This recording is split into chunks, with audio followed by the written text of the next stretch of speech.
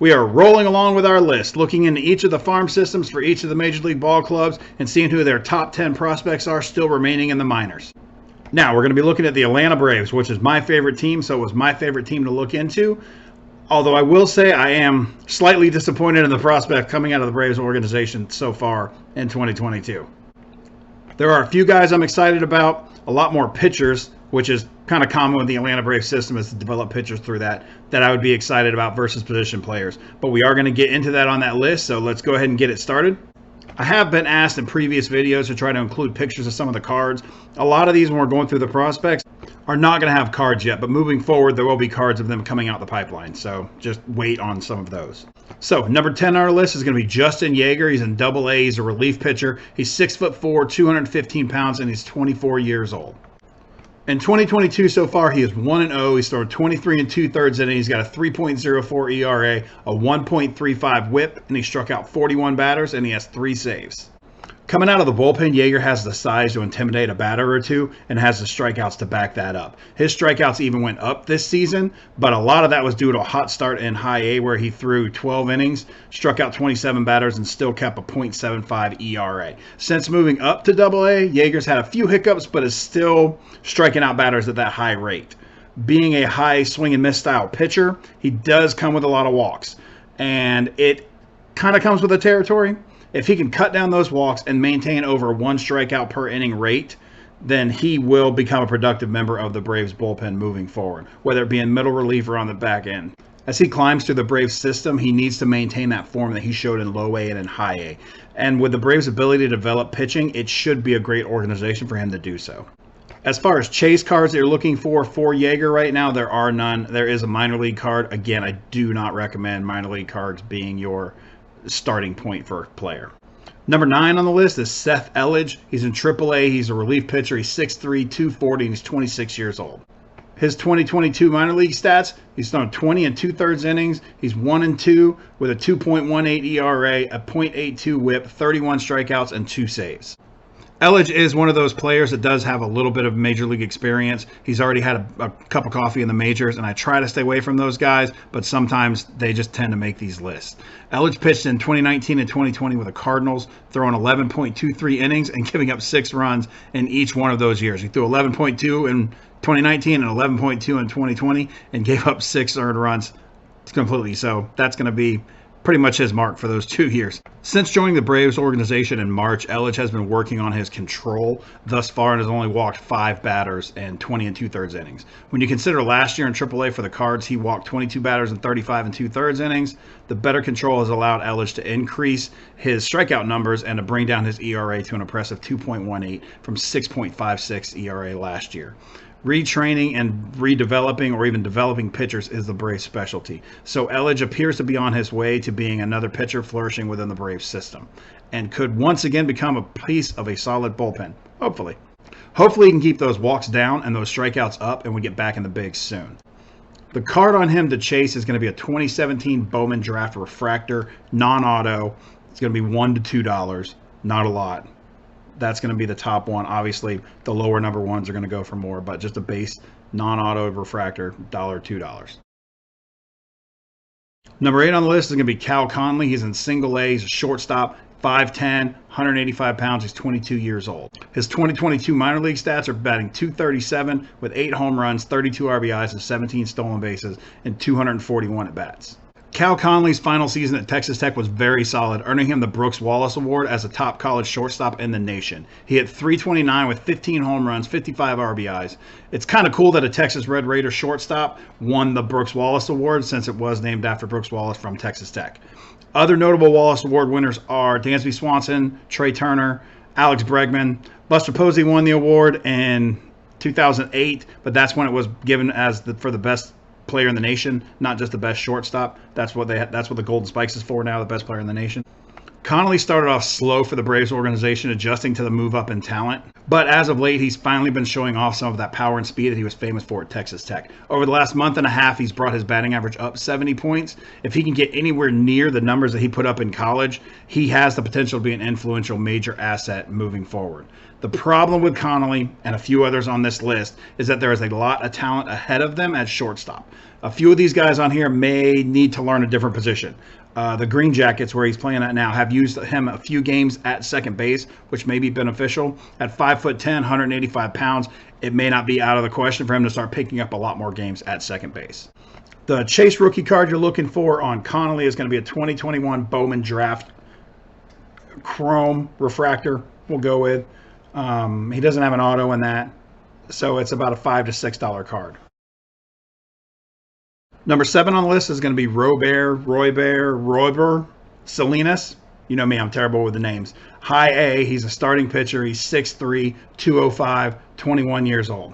His 2022 minor league stats so far: 55 innings pitched. He's got a 2-5 record, 3.11 ERA, 1.18 WHIP, and he struck out 102 batters. Salinas is still a bit of a question mark at starting pitcher, but since moving from the bullpen, he was dominating in low A for the Braves organization. He's recently moved to high A, and that presented a little bit of a struggle for him. However, the strikeouts have remained. Not quite the 2.2 strikeouts per innings that he had in single A. However, with a decent amount of young pitchers, especially swing and miss pitchers, the walk has really been a problem for him. If the Braves minor league pitching staff can continue to work with him during his move from the bullpen to starter and figure out his control, he can be an off-the-chart strikeout pitcher, kind of similar to like Grayson Rodriguez from the Orioles.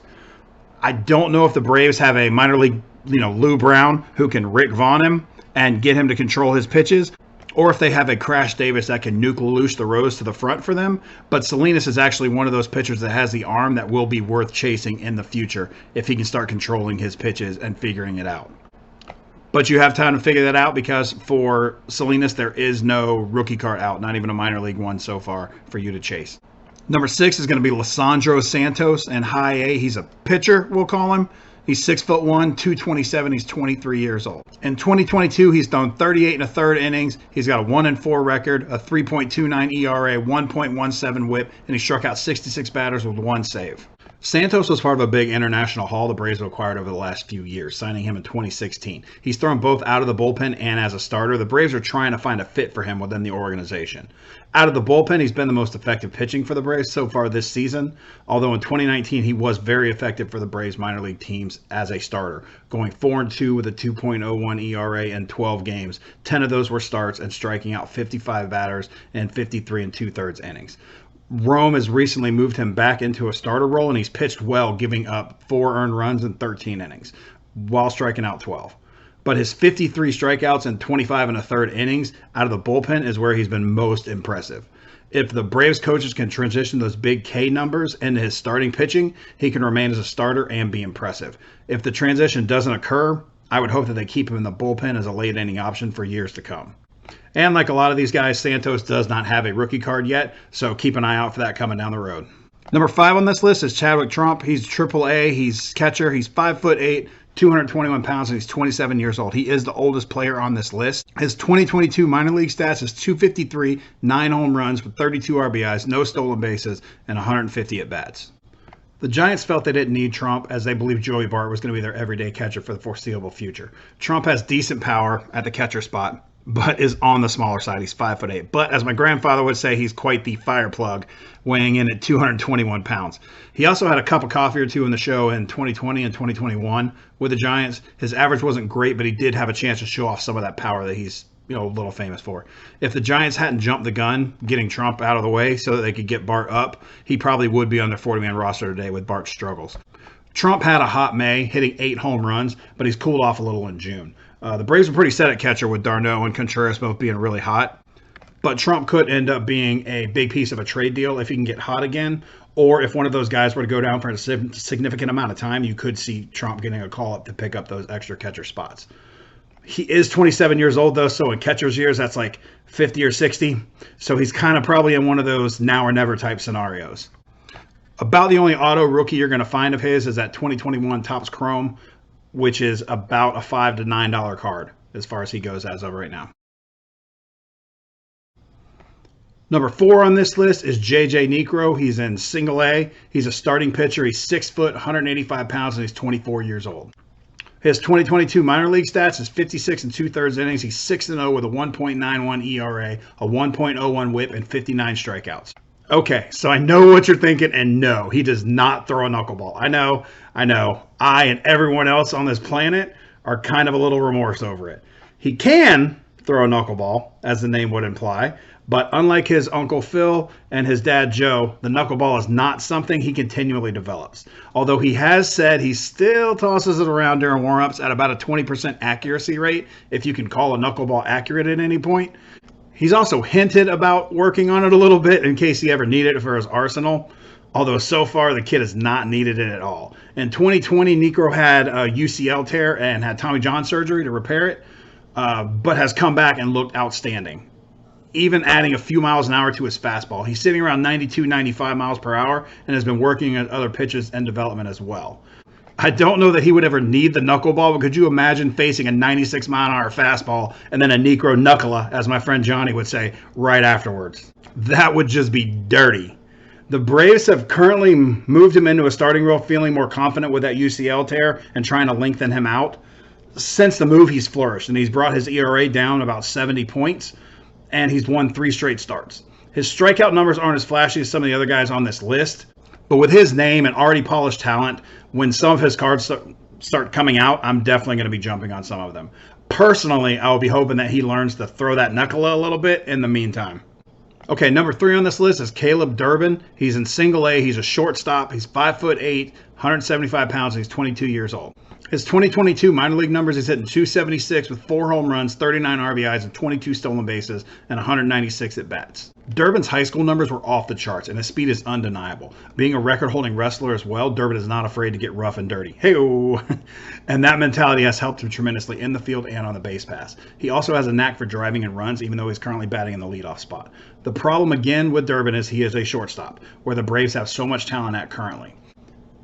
He, like Connolly, would need a position change, so the Braves have been using him at second and third and DH as well to keep both him and Connolly's bat in the lineup. They currently bat 1 and 2 for the Green Jackets. With his speed, he could even make a role as a pinch runner type to start off. Even if he made the transition to second base, Albies would still be ahead of him, and if he moved to third, Riley would still be ahead of him there. So really the only hope is like a Michael Kadire type of role where you're playing every position every time there's an opening to get some minutes in. Minutes, like it's an NBA game or something, to get some playing time in, or hoping that some of those guys ahead of him get moved. And Durbin, kind of like some of the other guys on this list, does not have a Chase rookie card yet, so that will be one to keep an eye out for and hope that you can pick up when he pops on there somewhere. Number 2 is Brandal Mezquita. Man, I'm 100% sure that was definitely not right. He's in high A. He's an outfielder. He's 6 foot, 170 pounds, and he's 20 years old. So far, his 2022 minor league stats are hitting .319 with 3 home runs, 37 RBIs, and 7 stolen bases, and 213 at-bats. He has the easiest path to getting the majors of all the players on this list, in my opinion. He's young, he has above average power, solid speed, is a great defender, and makes great contact. Even with pretty big strikeout numbers, he's still able to hit .319 so far this year. If they can work on his swing, his eye, and his contact point, he can turn into something special. He's young, at 20 years old, so it gives the Braves plenty of opportunity and plenty of raw talent to work with. If he can get his strikeout numbers down to below 1 a game and maybe add on 10 to 15 pounds, he could develop into a solid 5-tool player.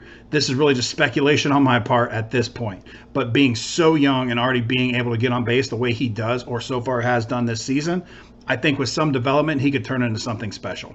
There's not a lot of roadblocks in his way moving forward, so that only helps bolster his chances of getting to the bigs. And I know I sound like a broken record, but it's kind of the deal when you get into these younger prospects. He does not have a rookie card yet, so keep an eye out for that one too.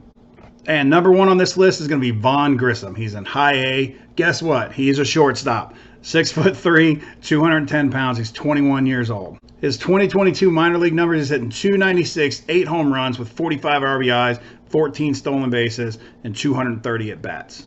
Grissom is about as close to a 5-tool player as the Braves have in their farm system, and he's young enough to grow bigger with that 6'3" frame, so he should help increase those power numbers. He did pack on a little weight this past year, and that has helped with that power. He hit 7 home runs in 87 games last season and already has hit 8 home runs in 56 games so far this year. His RBIs have gone up, his stolen bases have gone up, which is kind of rare when a player steals a few more bases when they packed on weight, but like I said, he's big enough to where he can carry that. So hopefully he can keep building on that year after year and increasing all of those numbers. His batting average has come down a little bit, and I don't know if that's due to him maybe being less selective, trying to drive in more runs, and not so much worried about getting on base. Sometimes that happens when you get in a different role within an organization. Because his walks have also come down. So if he can get that average back up, he can get those walks back up, and he can keep developing his talent, Grissom will be a superstar at shortstop for years to come. Maybe not for the Braves.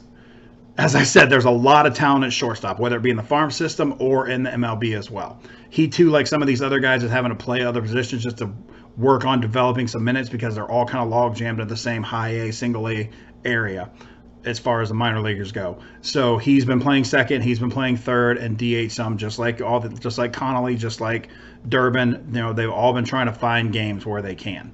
So that may open up an opportunity for him and for the Braves moving forward. He could end up a huge piece of a trade deal, or he may have to wait a few years until some of those contracts for the MLB guys come up and they move on. But he is the top one to watch for the future within the Braves farm system.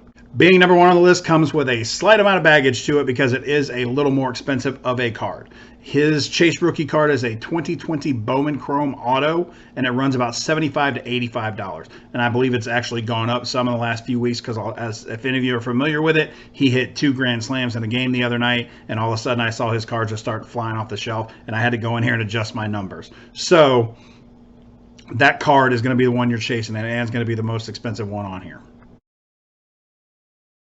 So that wraps up my Atlanta Braves. Next on the list is going to be the Baltimore Orioles, which is actually going to be kind of interesting because they have called up a majority of their guys. But I can tell you this right now, if going down that list when I'm putting it together, if Grayson Rodriguez has not been called up, he is going to be very high on my list because that kid is an absolute stud. So I hope you guys will check that next video out of the Orioles. I hope I dig up some good information for you.